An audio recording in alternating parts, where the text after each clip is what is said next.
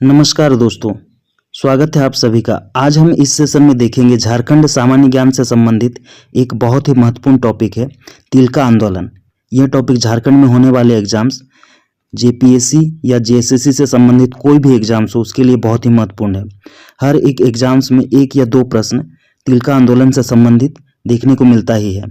तो आज हम इस सेशन में देखेंगे तिलका आंदोलन से संबंधित इम्पोर्टेंट्स MCQs। ठीक है दोस्तों, तो अगर आप चैनल पर नए हैं तो कृपया चैनल को सब्सक्राइब कर दीजिएगा तथा बेल बटन को प्रेस कर दीजिएगा और वीडियो अच्छा लगे तो उसे ज़्यादा से ज़्यादा अपने दोस्तों को शेयर कर दीजिएगा और एक लाइक कर दीजिएगा। ठीक है दोस्तों, तो चलिए ये है स्क्रीन पर आपका पहला क्वेश्चन। तिलका आंदोलन किसके नेतृत्व में प्रारंभ हुआ था? तिलका आंदोलन किसके नेतृत्व में प्रारंभ हुआ था? तो इस क्वेश्चन का राइट आंसर हो जाएगा option number A, Tilka Manjhi. Tilka आंदोलन तिलका मांझी के नेतृत्व में प्रारंभ हुआ था। नेक्स्ट प्रश्न है, तिलका मांझी कब आंदोलन शुरू किए थे? तिलका मांझी कब आंदोलन शुरू किए थे? तो इस क्वेश्चन का राइट आंसर होगा ऑप्शन नंबर बी, 1783 ईस्वी में तिलका मांझी आंदोलन शुरू किए थे। नेक्स्ट 3 नंबर का प्रश्न है, तिलका आंदोलन से स्वायत्तता क्षेत्र कौन सा था? तिलका आंदोलन से स्वायत्तता क्षेत्र कौन सा था? तो इस क्वेश्चन का राइट आंसर हो जाएगा option number C, Santhal Pargana. Tilka आंदोलन से स्वायत्तता क्षेत्र कौन सा था? संथाल परगना। अगला प्रश्न है 4 नंबर का, तिलका आंदोलन का मुख्य उद्देश्य था। तिलका आंदोलन का मुख्य उद्देश्य था। ऑप्शन में दिया हुआ है आदिवासी स्वायत्तता की रक्षा करना, अपने क्षेत्र से अंग्रेजों को खदेड़ना, और ऑप्शन नंबर सी में दिया है अंग्रेज एवं उनके पिट्ठुओं, साहूकारों तथा सामंतवादी प्रथा के समर्थकों से मुक्ति दिलाना। ये था। तो तिलका आंदोलन का मुख्य उद्देश्य क्या होगा? इस क्वेश्चन का राइट आंसर हो जाएगा ऑप्शन नंबर डी, उपरोक्त सभी। ये तीनों मुख्य उद्देश्य थे।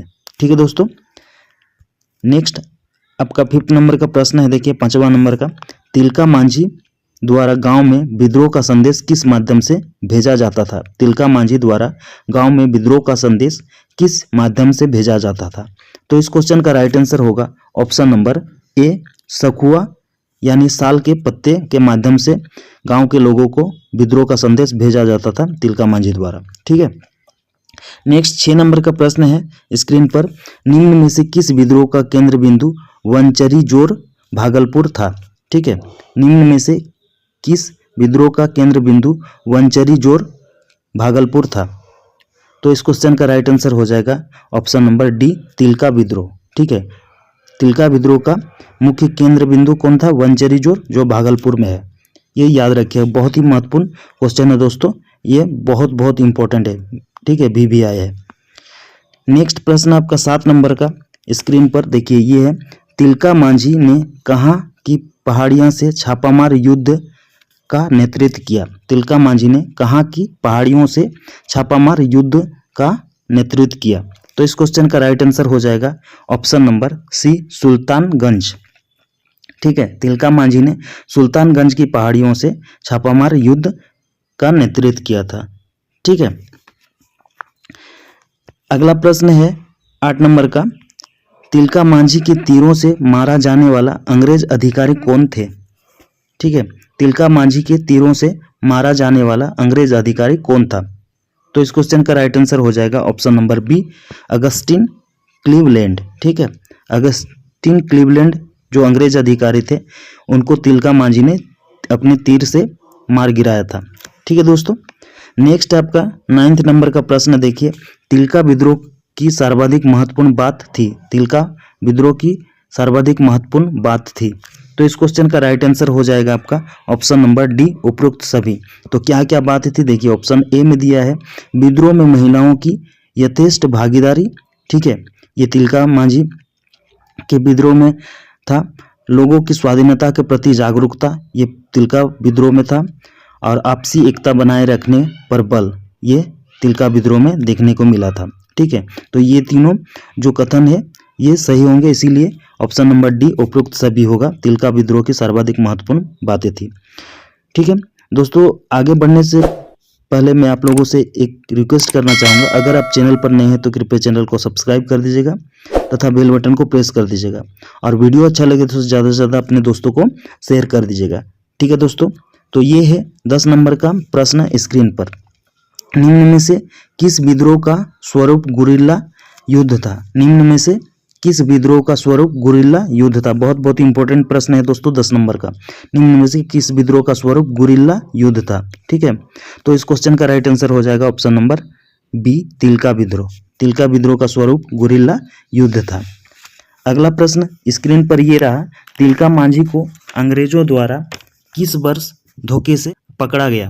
ठीक है, तिलका मांझी को अंग्रेजों द्वारा किस वर्ष धोखे से पकड़ा गया? ठीक है, तो इस क्वेश्चन का राइट आंसर हो जाएगा ऑप्शन नंबर सी। ठीक है, ऑप्शन नंबर सी होगा 1785 ईस्वी में। ठीक है, तिलका मांझी को अंग्रेजों द्वारा 1785 ईस्वी को धोखे से पकड़ा गया। याद रखिएगा दोस्तों, बहुत बहुत इंपॉर्टेंट प्रश्न है ये।